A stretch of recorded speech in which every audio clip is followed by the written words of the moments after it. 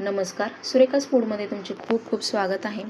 आज आपण ओल्या नारळाच्या अगदी पांढऱ्या शुभ्र अशा परफेक्ट प्रमाणात अगदी 3 साहित्यामध्ये वड्या कशा करायच्या ते बघणार आहोत. तुम्ही बघू शकता अगदी पांढरी शुभ्र इथे आपली वडी तयार झालेली आहे. जेमतेम 3 साहित्यात बनते, अजिबात वेळ लागत नाही. तुम्ही बघू शकता किती मऊसूत झालेली आहे. त्यासाठी आपल्याला इथे एक ओला नारळ मी फोडून घेतलेला आहे. तुम्ही एका नारळाऐवजी 2 किंवा 3 कितीही घेऊ शकता. आता काय करायचं आहे, त्याचा जो पाठीचा पांढरा भाग आहे, काळा भाग आहे ना, सॉरी, तो काढून टाकायचा आहे. आता काळा भाग काढणे अगदी ऑप्शनल आहे. तुम्ही असे जरी वड्या केल्या तरीही चालतील, काहीच फरक पडत नाही. परंतु जो पांढरा भाग काढल्यानंतर वडी एकदम छान अशी पांढरी शुभ्र पडते. तर बटाट्याचे साल काढायचं जे पिलर आहे ना, त्याच्या साहाय्याने मी ते साल काढून घेते. तुम्ही चाकून सुद्धा काढू शकता. अशा प्रकारे तुम्ही बघू शकता साल काढल्यामुळे याचं पाठीमागचं छान असा पांढरा शुभ्र असा भाग तयार होतो आणि खायला एकदम चविष्ट लागतं. तुम्ही बघू शकता अशाच प्रकारे मी सर्व नारळाचा असा काळा भाग काढून टाकलेला आहे. आता काय करायचं आहे, त्याचे पातळ पातळ काप करून घेऊया. आता इथे तुम्ही पातळ काप करण्याऐवजी खिसणीने खिसून घेतलं तरीही चालेल. अगदी सोपी पद्धत जी वाटेल ते करून घ्या. आता इथे जे पातळ काप करून घेतलेले ना, अशा प्रकारे आता काय करायचं आहे, एका मिक्सरच्या भांड्यामध्ये सर्व मी घालून घेणार आहे. आता इथे मी एक नारळ वापरलेला आहे, त्यासाठी मी एकाच वेळी सर्व नारळ टाकते. तुम्ही जर 2 ते 3 प्रमाणात करत असाल तर 2 ते 3 बॅचमध्ये करू शकता. आता बारीक मिक्सरला याचं वाटण करून घ्यायचं आहे. तुम्ही बघू शकता अशा प्रकारे हे नारळ मी असा वाटून घेतलेला आहे. तुम्ही बघू शकता. तर ह्याच्यामध्ये जर मोठे मोठे कण राहिलेले असेल तर ते बाजूला काढून घ्यायचे आहेत आपल्याला, अजिबात ह्याच्यामध्ये ठेवायचे नाहीत. आता काय करायचं आहे, हे आपला नारळ जो वाटून घेतलेला आहे तो मोजून घ्यायचा. त्यासाठी याला मी प्लेटमध्ये काढून घेणार आहे. मोजून घेणं अगदी गरजेचं आहे. यामुळे काय होतं, आपल्याला नारळामध्ये वड्यामध्ये किती साखर टाकायचं याचं प्रमाण समजतं. अगदी सोपी पद्धत आहे. त्यासाठी मी नारळ एका वाटीमध्ये मोजून घेण्यासाठी काढून घेते. अगदी सोपं प्रमाण मी इथे तुम्हाला सांगितलेलं आहे. हेच प्रमाण वापरून तुम्ही सुद्धा नक्की ट्राय करून बघा. अजिबात तुमचे नारळाचे वडे चुकणार नाही किंवा फसणार नाही. पहिल्याच प्रयत्नात एकदम परफेक्ट प्रमाणात बनवाल. आता जेमतेम माझे एका नारळामध्ये 1 वाटी असं गच्च भरून नारळाचा चव झालेला आहे. आता त्याच्यासाठी आपल्याला बरोबर 1 वाटी नारळाचं चव, त्याच्यासाठी अर्धी वाटी साखर घ्यायची आहे. त्याच प्रमाणात सेम त्याच वाटीने मी इथे अर्धी वाटी दूध घेतले आहे. दुधामध्ये थोडी साईसुद्धा घेतलेली आहे. 1 वाटी नारळाचं चव, अर्धी वाटी साखर आणि अर्धी वाटी दूध. अगदी परफेक्ट प्रमाण आहे. या प्रमाणात भरपूर अशी गोड आपली नारळाच्या वड्या होतील. आता ह्या नारळाचा चव आहे ना, तो मी कढईमध्ये टाकून घेतलेला आहे. गॅसची फ्लेम मिडियम करायची आहे. 5 मिनिटे आपल्याला हा नारळाचा चव परतून घ्यायचा आहे, थोडासा ह्याच्यातला ओलावा कमी होण्यासाठी. अगदी 5 मिनिटात थोडंसं कोरडं होतं. तुम्ही बघू शकता अशा प्रकारे थोडंसं कोरडं झाल्यानंतर आपल्याला गॅसची फ्लेम एकदम मिडियम करायची आहे. इथे तुम्ही बघू शकता अजिबात खाली लागलेलं नाही किंवा नारळाचं चव अगदी कलरसुद्धा चेंज झालेला नाही. त्यातच मी अर्धी वाटी एवढी साखर टाकून घेणार आहे. आता एवढ्या प्रमाणात भरपूर अशी वडी गोड होते. तुम्हाला जर जास्त गोड हवे असेल तर पाऊण वाटी साखर वापरू शकता. आणि दुधालाही बराचसा गोडवा असतो, तर मला वाटतं एवढ्या प्रमाणात अगदी बरोबर वडी गोड होते. ह्याच्यापेक्षा जास्त तुम्ही गोड खाऊ शकणार नाही. त्यातच आपल्याला जे साई घालून घेतलेलं दूध आहे ना, ते सुद्धा टाकून घ्यायचं आहे. आता इथे दुधाऐवजी तुम्ही मिल्क पावडर वापरली तरीही चालेल. जेवढे तुम्ही दूध घेतले आहे तेवढंच मिल्क पावडरचा वापर करायचा आहे. आता साखरेमुळे बरंचसं पाणी सुटलेलं आहे. तुम्ही बघू शकता. गॅसची फ्लेम इथे आपल्याला मोठी करायची आहे आणि मोठ्या फ्लेमवरच आपल्याला सतत ढवळत आपल्याला हे मिश्रण घट्टसर बनवून घ्यायचं आहे. गॅसची फ्लेम बारीक केले तर मिश्रण घट्ट व्हायला बराच वेळ लागतो. त्यासाठी आपल्याला कढई सोडून अजिबात कुठेही जायचं नाही, सतत हलवत राहायचं आहे आणि मोठ्या गॅसवर आपल्याला हे मिश्रण पूर्ण असं घट्ट करून घ्यायचं आहे. तुम्ही बघू शकता की 10 ते 15 मिनटं झालेलं आहे आणि मिश्रण बऱ्यापैकी घट्ट झालेलं आहे, परंतु बर्फी सेट होण्या इतकं घट्ट नाही आहे, बरंचसं पातळ आहे. अजून ह्याला आपल्याला मिक्स करत राहायचं आहे आणि आटवून घ्यायचं आहे. छान असं घट्टसर करून घ्यायचं आहे. तुम्ही बघू शकता नारळाचा आपला कलर अजिबात बदललेला नाही आहे आणि बघू शकता इथे 20 मिनटं जवळपास झालेले आहेत.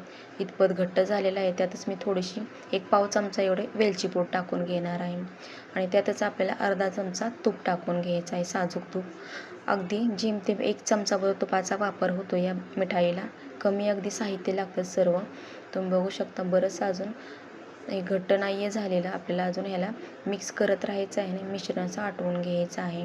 आता मी गॅसची फ्लेम मीडियम केलेला आहे, कडणी करपू नये म्हणून आता मीडियम गॅसवरच आपल्याला सतत हात हलवत राहायचं आहे आणि मिश्रण असं घट्ट करून घ्यायचं आहे. तुम्ही बघू शकता जवळपास 25 मिनिटे होत आलेली आहेत. मिश्रण बरंचसं असं घट्ट झालेलं आहे, एकदम परफेक्ट असं मला वाटतंय घट्ट आहे. आता आपण चेक करून बघूया, त्यातलाच थोडासा गोळा काढून घ्यायचा आहे आणि चेक करून बघूया. तुम्ही बघू शकता की 2 बोटामध्ये आपल्या इथे गोळे तयार होते, तसा छोटासा लाडू तयार होतो. याचा अर्थ आपला मिश्रण तयार झालेलं आहे. आता गॅसची फ्लेम मी बंद करून घेतलेला आहे. आपल्याला बर्फी सेट करून घ्यायची आहे. त्यासाठी इथे मी बटर पेपरचा आज वापर करणार आहे. तुम्ही याच पद्धतीने एका ताटामध्ये किंवा जर तुमच्याकडे बर्फीचा ट्रे असेल त्याच्यामध्ये सुद्धा ही बर्फी सेट करू शकता. आता काय करायचं आहे, बटर पेपर मी चॉपिंग बोर्डला लावलेला आहे, तुम्ही ताटामध्ये सुद्धा ठेवू शकता. यामुळे काय होतं, बर्फी कट करताना एकदम व्यवस्थित कट करता येते, बरं पडतं म्हणून मी करते. त्यावर थोडंसं अर्धा चमचा एवढं तूप टाकून घेतलेलं आहे मी, खाली चिटकू नये म्हणून. आता तूप छान असं स्प्रेड केल्यानंतर आपल्याला हे मिश्रण सर्व टाकून घ्यायचं आहे. तुम्ही बघू शकता नारळाचा रंग अजिबात बदललेला नाही, एकदम पांढरा शुभ्र आहे, कारण आपण सतत चमच्याने हलवत राहिलो, कुठंही कढई सोडून गेलेलं नाही. छान असं आपल्याला थापून घ्यायची आहे वडी, उलटण्याने किंवा एका वाटीच्या साहाय्याने मस्त अशी थापून घ्यायची आहे. सेम असे सर्व आकार करून घ्यायचा आहे. चौकोनी आकारामध्ये मी व्यवस्थित थापून घेतलेला आहे. आता काय करायचं आहे, 6 ते 7 मिनटं आपल्याला थोडीशी याला थंड करून घ्यायचं आहे.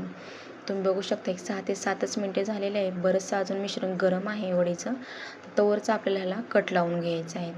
आता इथे मी उलटण्याने बरोबर सुरुवातीला मधोमध असा कट लावून घेते. काय होतं, मधोमध कट लावल्यामुळे समजतं की बाजूला किती अंतरावर दुसरा कट करायचा आहे.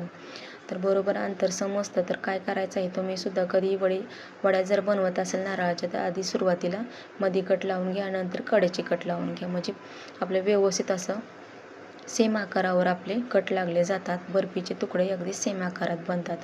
आता सर्व असं व्यवस्थित मी कट लावून घेतलेलं आहे. मिश्रण बरंचसं गरम आहे, तोपर्यंतच आपल्याला हे करायचं आहे. थंड झाल्यावर व्यवस्थित करता येणार नाही, त्याचे तुकडे पडू शकतात. आता उभे केले, आता आडवेसुद्धा त्याच पद्धतीने आपल्याला करून घ्यायचं आहे.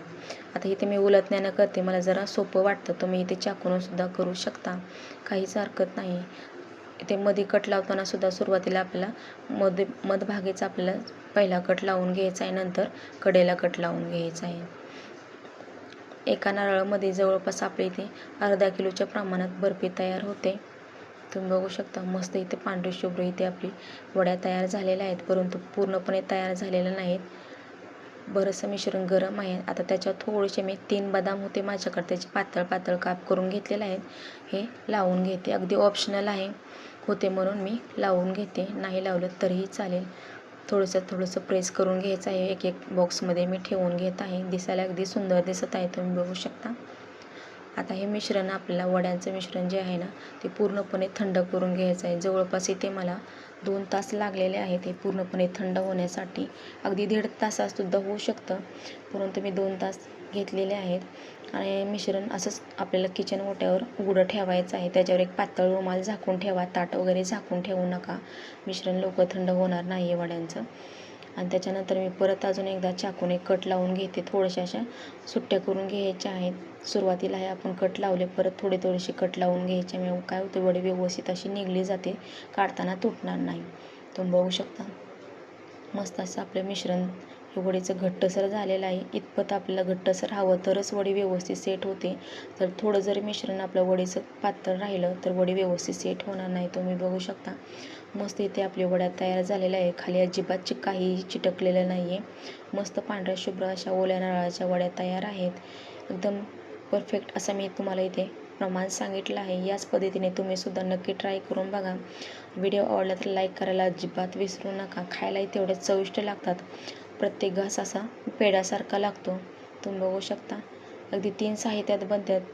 आणि जवळच रक्षाबंधन आलेलं आहे, त्यासाठी तुम्ही नक्की ट्राय करून बघा. घरातल्यांना सर्वांना खायला द्या, त्याचबरोबर तुमच्या प्रियजनांना सुद्धा बनवून द्या. अगदी चविष्ट आणि पौष्टिक अशा ह्या वड्या तयार होतात. तुम्ही बघू शकता किती दिसायला अगदी सुरेख दिसत आहेत. आता ह्या वड्या मी एका प्लेटमध्ये काढून घेणार आहे. मस्त अशा आपल्या पेढ्याच्या चवीच्या पांढऱ्या शुभ्र अशा ओल्या नारळाच्या वड्या तयार झालेल्या आहेत. तुम्ही बघू शकता किती मस्त असा ह्याचे तुकडे पडत आहेत. अजिबात लवचिक नाही आहे किंवा पातळ नाही आहे. मस्त असे आपले अशी परफेक्ट असे वडे तयार झालेले आहे. व्हिडिओ कसा वाटला कमेंटमध्ये नक्की सांगा. लाईक करा.